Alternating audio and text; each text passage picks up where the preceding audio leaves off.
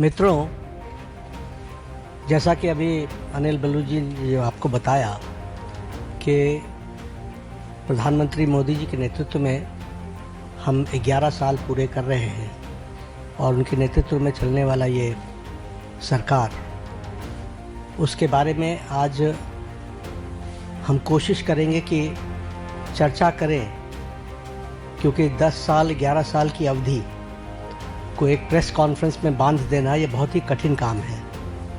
लेकिन फिर भी जो विकसित भारत में अमृतकाल और अमृतकाल के लिए जो सेवा, सुशासन और गरीब कल्याण, इस पे जो समर्पित 11 साल प्रधानमंत्री मोदी जी के नेतृत्व में कार्य हुआ है, वह स्वर्ण अक्षरों में लिखे जाने वाला कार्य हुआ है। It should be written in golden words, in golden letters, क्योंकि जो काम हुआ है वह अकल्पनीय और अद्वितीय, और इस बात को हमको ध्यान में रखना चाहिए कि किस तरीके से प्रधानमंत्री मोदी जी ने देश की राजनीति की संस्कृति, पॉलिटिकल कल्चर, देश के राजनीतिक संस्कृति, पॉलिटिकल कल्चर को उन्होंने परिवर्तित किया है। देश 11 साल पहले तुष्टीकरण पर और तुष्टीकरण के साथ साथ समाज को खंडित करके अपनी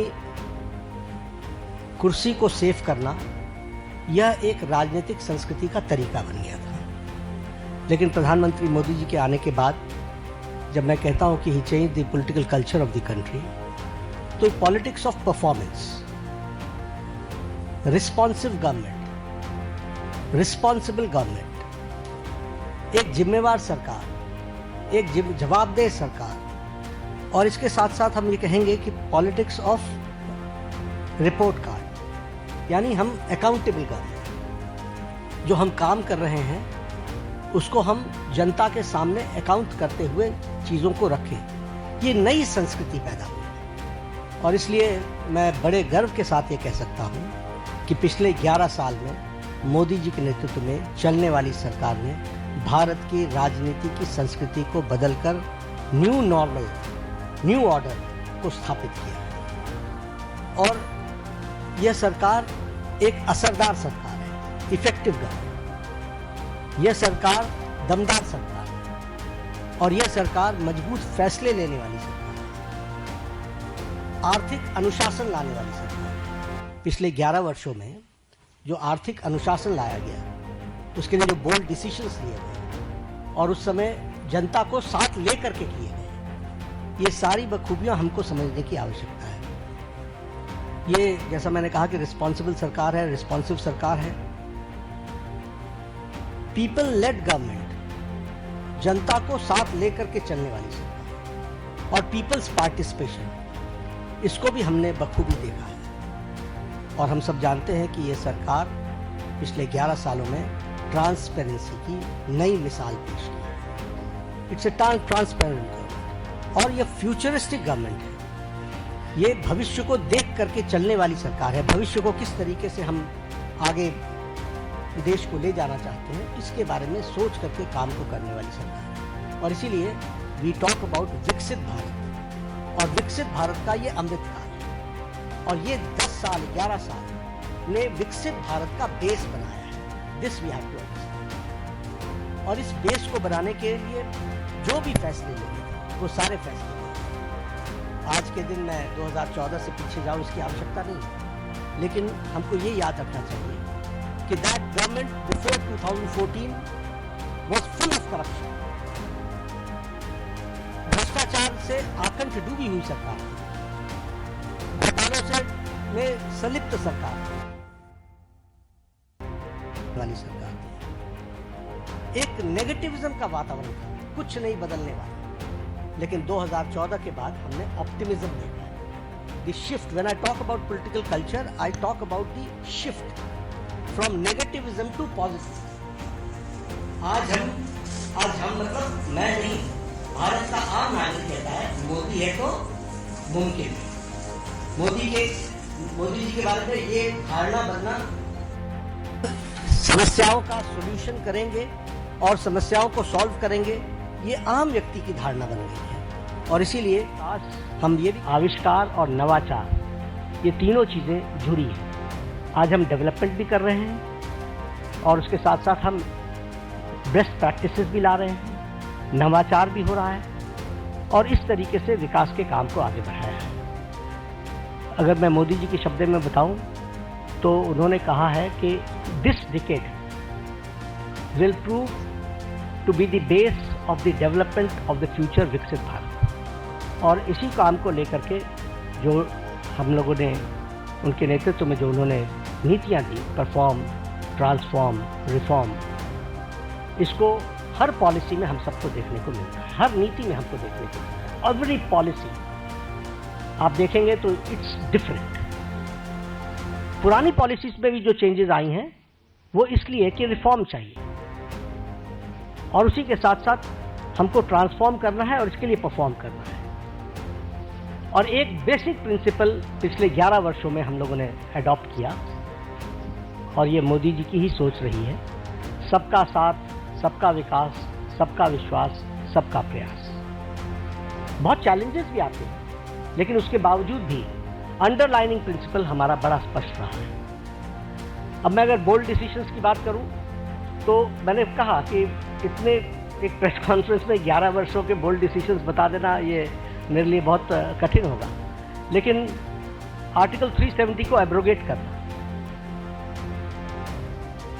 पॉलिटिकल नैरेटिव बन चुका था कि दिस इज नॉट पॉसिबल, देश मान चुका था कि दिस इज नॉट पॉसिबल और वो आर्टिकल 370 धाराशाही हुआ और एब्रोगेट हुआ, वो हम सबको पता है। और आप ही सोचिए, जम्मू कश्मीर के इलेक्शंस को आप कहते थे महज फॉर्मेलिटी, आप ही लोग कहते थे, सब लोग। लोकसभा में टर्नआउट 58.46% रहा और विधानसभा JNK के इलेक्शन में turnout was 63%. This is the change and this is the result of the bold decision. अगर हम उसी तरीके से बात करें एबॉलिशन ऑफ ट्रिपल तलाक, सब लोग जानते हैं कि ट्रिपल तलाक मानवता के लिए और ह्यूमैनिटी के लिए और महिलाओं के लिए एक बहुत बड़ी त्रासदी थी, ट्रेजेडी थी, लेकिन चुप बैठे हुए थे, सुप्रीम कोर्ट भी बोल रहा था। लेकिन ये बोल्ड डिसीजन लेना और ट्रिपल तलाक को समाप्त करना, जबकि इस्लामिक कंट्रीज में और हमारे नेबरिंग कंट्रीज में कहीं भी ट्रिपल तलाक नहीं है। Bangladesh, Pakistan, Afghanistan, Syria, Iran, Iraq, Malaysia सब डोमिनेटेड मुस्लिम देश रहे और इस्लामिक देश रहे, लेकिन यहाँ भी ट्रिपल तलाक नहीं था और हमारे यहाँ ट्रिपल तलाक चल रहा था। एक बोल्ड डिसीजन लिया। उसी तरीके से enactment of the new Waqf act हम लोग डिस्कशन कर रहे हैं। वी नो किस तरीके से एक नैरेटिव बनाने का प्रयास हुआ, लेकिन in the interest of the nation, देश के इंटरेस्ट में और उस कम्युनिटी के इंटरेस्ट में वक्फ बोर्ड बनाने की न्यू एनैक्टमेंट की आवश्यकता थी, वो बोल्ड डिसीजन लिया गया। उसी तरीके से सिटीजन्स अमेंडमेंट एक्ट, उसी तरीके से डीमोनेटाइजेशन, उसी तरीके से मोर देन 3 डिकेड्स हम विमेन रिजर्वेशन की तरफ नहीं बढ़ पाए, लेकिन 33% विमेन रिजर्वेशन देने का काम प्रधानमंत्री मोदी जी के नेतृत्व में हुआ।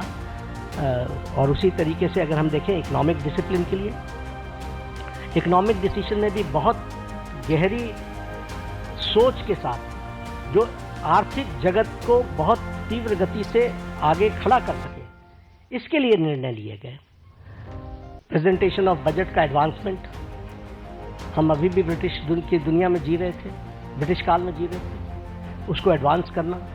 उसके साथ साथ प्लान और नॉन प्लान एक्सपेंडिचर को अलग अलग जो डिस्टिंक्शन था उसको समाप्त करना, ताकि हम बेटर किटी का उपयोग कर सकें। हमारे अश्विनी जी बैठे हुए हैं। रेल बजट को एसिमिलेट करना और भारत की आर्थिक जगत को एक साथ कैसे देश के लिए डेवलप किया जा सकता है उसको करना।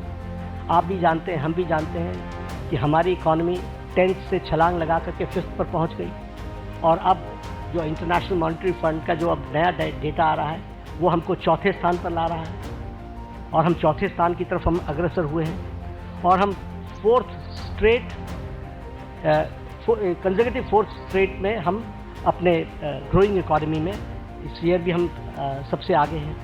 और उसी तरीके से हम देखें फास्टेस्ट ग्रोइंग इकोनॉमी के रूप में हमारा चौथा साल लगातार चल रहा है। Per capita income has increased by 67%, foreign exchange reserves has increased by 135%, exports at the record of to the US dollars is 825 billion, gross FDI rise is 106%, taxpayers का बेस बहुत इंक्रीज हुआ है वो 127%, और उसी तरीके से ग्रॉस डायरेक्ट टैक्स कलेक्शन ये भी 238% का इंक्रीज हुआ है।